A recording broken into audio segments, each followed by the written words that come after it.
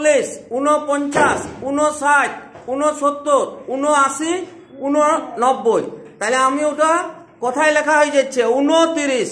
তাহলে সেইটাকে তুমি এখন অঙ্কে লেখো, অঙ্কে মানে সংখ্যায় লেখো 29টা প্রথম ঘরটায়। হ্যাঁ, প্রথম ঘরটায় লেখো 29। কত কত? হ্যাঁ লেখো 2 10 9, 39, 39। তারপরের ঘরটায় কত হবে?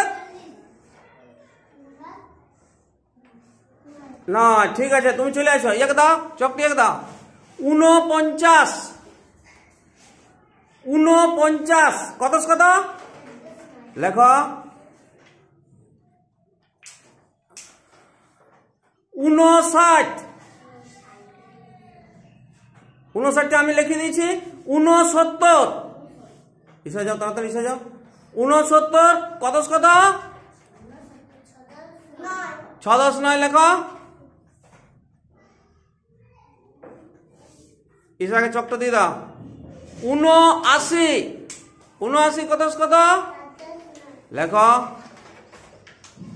7 10 9 79। তারপর হচ্ছে 89।